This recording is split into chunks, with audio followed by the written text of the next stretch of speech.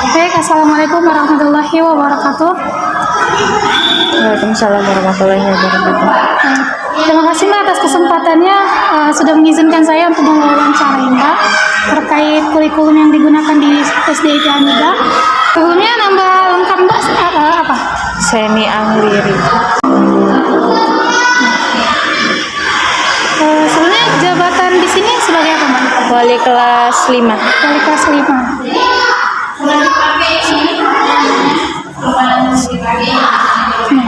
Kurikulum yang digunakan di sini apakah menggunakan kurikulum darurat atau menggunakan kurikulum K13?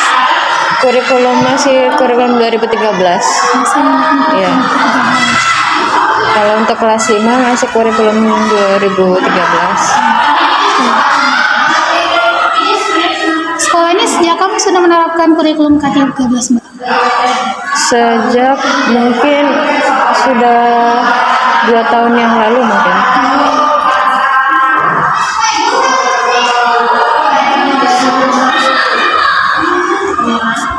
Karena masa percobaan untuk kelasnya itu berbeda-beda untuk K13 itu sendiri.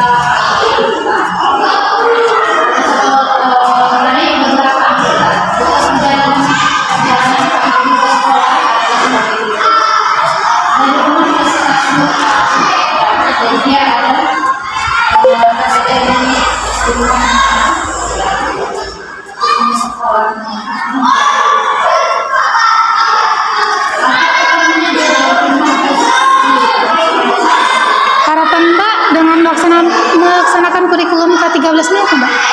Tentunya tujuan pembelajaran itu tercapai dengan baik dan anak-anaknya bisa mendapatkan pengetahuan yang lebih.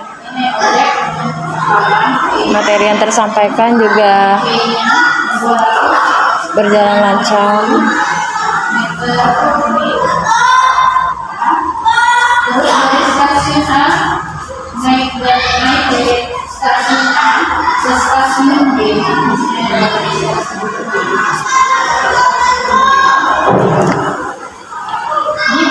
Kesiapan sekolah Anida ini dalam mengimplementasikan kurikulum K13 ini bagaimana Mbak?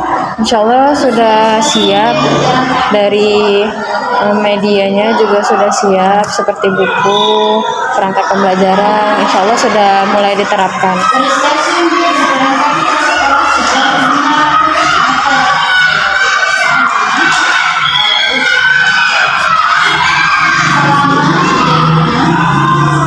Untuk sekarang K13 itu sudah seluruhnya menggunakan kurikulum K13 sih.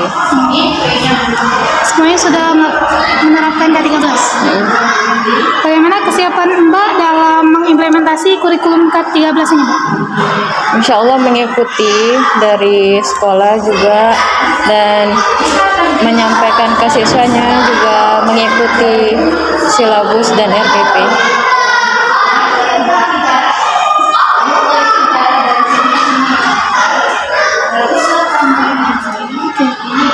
Bagaimana interaksi guru dengan siswa selama kegiatan belajar mengajar? Interaksinya cukup baik, jadi anak juga bisa lebih aktif dan kritis lagi.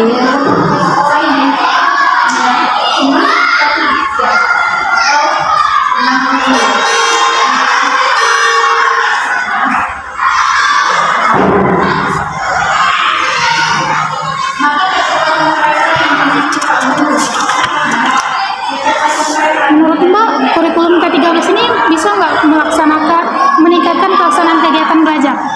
Insya Allah bisa, karena di kurikulum K13 itu dituntut anaknya untuk lebih aktif kan. Otomatis kalau anaknya aktif, maka gurunya emang harus lebih aktif. Jadi bakalan banyak inovasi-inovasi baru dalam pembelajaran. Kendala yang dirasakan selama menerapkan kurikulumnya apa Mbak?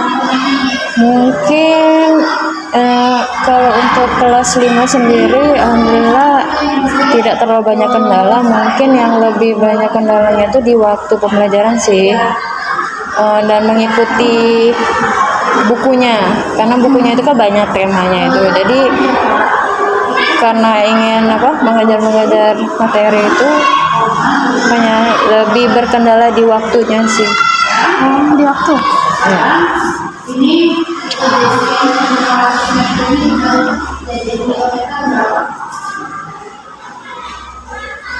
Sebelum mengajar, Mbak mempersiapkan ya Mbak tentang program tahunan, semesteran, dan mingguan, dan harian? Kalau administrasi itu iya pasti, apalagi kalau dari sekolah itu sudah ada evaluasi pembelajaran, jadi memang diperhatikan untuk administrasi pembelajarannya dari mulai kuota, prosen, terus silabus, RPP, dan lain-lain. Nah, yang Mbak ketahui tentang RPP dan silabus itu bagaimana Mbak?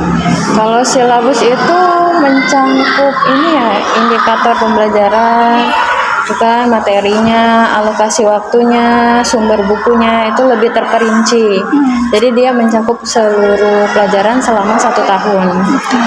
Kalau RPP itu sendiri dia rencana pembelajaran per pertemuan, dan dia dibagi dari yang materinya itu kan. Manfaat dari silabus dan RPP itu apa Mbak?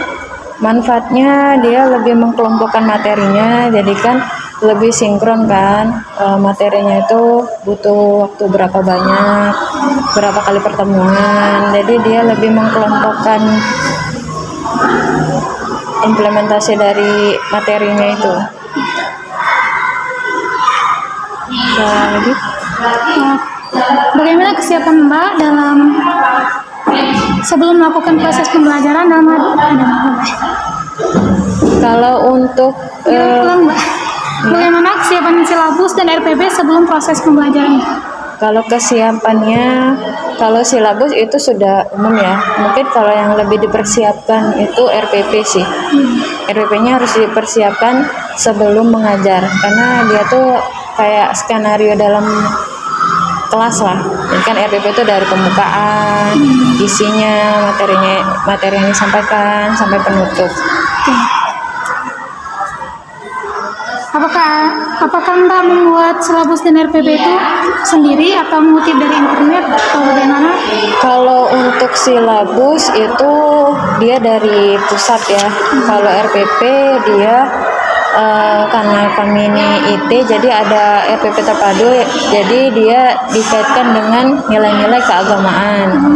Nah, biasanya sih ada juga pengembangan sendiri kan, buat sendiri, tapi lebih di model pembelajaran yang digunakan, metode yang digunakan, tuh media yang digunakan harus menyesuaikan dengan materinya. Kalau RPP.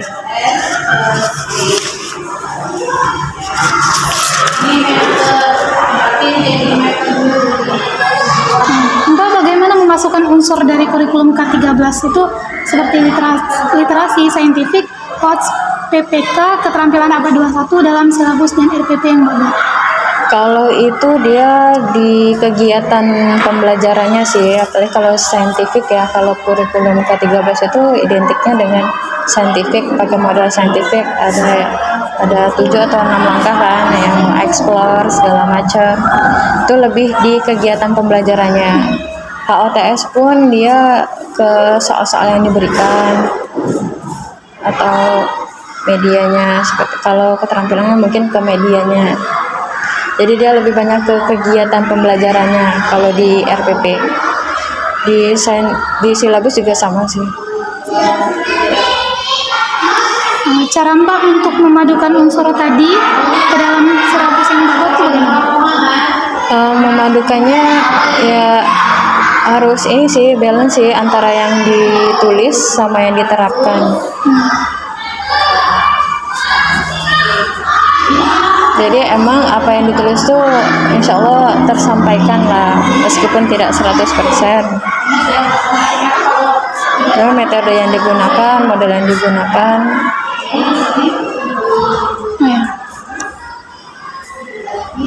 Mbak menemui enggak kesalahan atau hambatan?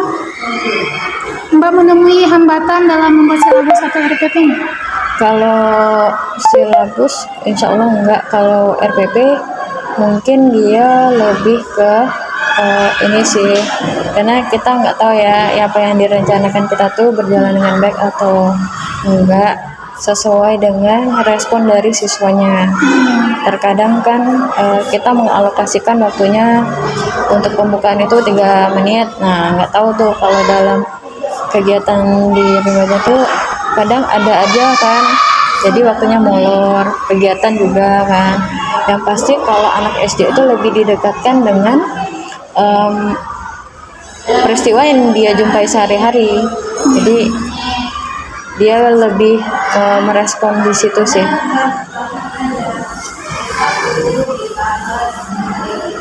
Apa yang Mbak ketahui tentang RPP?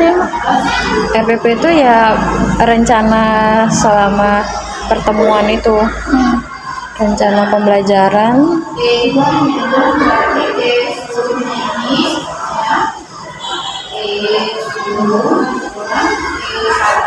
pelaksanaan pembelajaran sesuai materi yang diajar ya.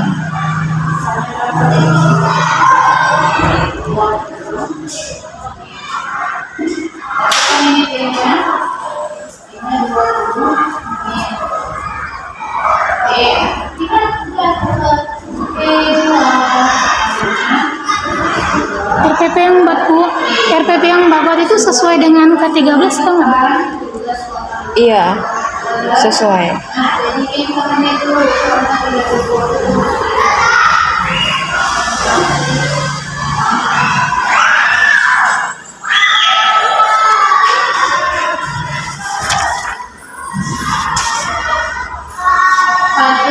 Yang hal yang Mbak lakukan pada saat kegiatan awal pembelajaran itu biasanya ngapain aja? Kalau di sini pembukaannya pertama itu kami mengaji dulu murojaah. Kalau untuk masuk ke pembelajarannya mungkin lebih dikenalkan dengan tujuan pembelajarannya itu sendiri, contoh-contoh peristiwa yang ada di sekitarnya, misal tentang lingkungan, berarti kan kita menceritakan tentang lingkungan. Tujuan dan materi itu ya? Apresiasi. Tujuan apresiasi. Model, pendekatan, strategi, metode, teknik, atau taktik apa yang digunakan Mbak dalam mengajar di kelas? Kalau untuk model dia ke saintifik ya, saintifik. Pendekatannya masih ceramah tuh ada nggak pendekatan? Mas Banda? Pendekatannya ceramah. Kalau misalnya materinya memungkinkan untuk menggunakan media, menggunakan media. Atau praktek. Kalau yang tema F kemarin di tema G, dia lebih banyak ke prakteknya karena dia banyak IPA, tentang IPA.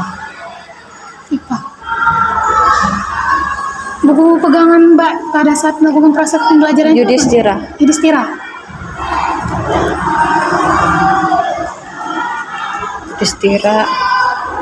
Yudhistira sama internet. Ya.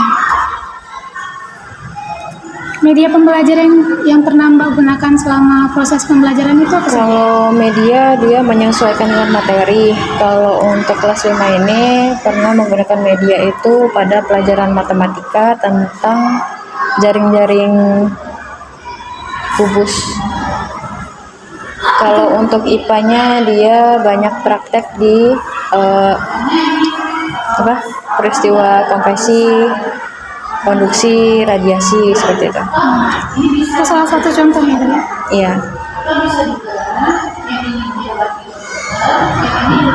Dan aktivitas akhir pada saat akhir pembelajaran itu bagaimana? Kalau akhir evaluasi mungkin kuis secara lisan atau dilanjut dengan tugas di rumah. PR. Ya, PR.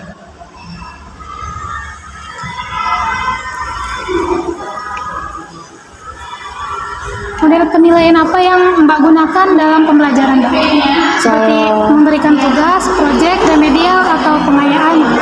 Ya, lebih banyak ini sih tugas secara lisan. Tugas lisan Dan tertulis. Kadang kalau lisan tuh dia menghafal. Iya. Kalau tertulis biasanya tugas evaluasi dibawa ke rumah. PR juga. Iya.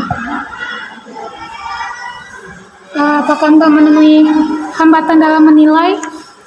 Kalau soal penilaian itu nilai itu diciptakan dari siswa sendiri ya, sesuai dengan kemampuan dia. Jadi ya variatif sih. Kalau untuk hambatan insya Allah enggak. Paling cara penanganan kalau misalnya dia di bawah rata-rata itu bagaimana. Paling dia tambah tugas, dikasih tugas tambahan atau disuruh menghafal. Kalau teknik saya seperti itu. Nah, Mbak melakukan penilaian itu pada saat apa saja ya? Biasanya sih awal materi juga ada karena pretest Pre-activity. ya, itu sebelum ini kan ya, kalau menyinggung materi sebelumnya itu biasanya dikasih soal. Terus kalau pertengahan materi atau selesai materi satu, misal tema A udah habis nih, itu evaluasi. Jadi Mbak melakukan yang 4 evaluasi itu Mbak? Practice test, pre-test, post-test, dan Kalau itu pretest itu ngalir aja sih, nggak yang secara tertulis, tapi kebanyakan lisan. Misal kalau awal tuh masih inget nggak pelajaran yang kemarin, apa yang maksud dengan ini. Kalau yang akhir tolong ulangi lagi apa yang dimaksud dengan ini kan. Kalau misalnya untuk yang akhir itu baru yang ke evaluasi. Kalau misalnya materinya udah habis nih tentang A, B, C, D nih, baru dikasih evaluasi. Jadi sedikit banyaknya menerapkan sih. penerapan. Ya, menerapkan yang 4 tes tadi kan. Iya, yang pada tadi. Nah, Mbak, apa yang Mbak ketahui tentang kurikulum paradigma baru? Belum ada sih. Belum tahu. Ya, Belum ada. Belum ada sih. Iya. Berarti ini lewat ya, Mbak? Ya, lewat.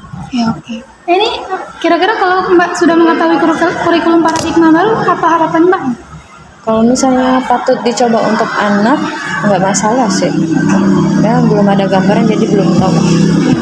Terima kasih ya, Mbak. Ya. Langsung boleh minta tanda tangannya, Mbak.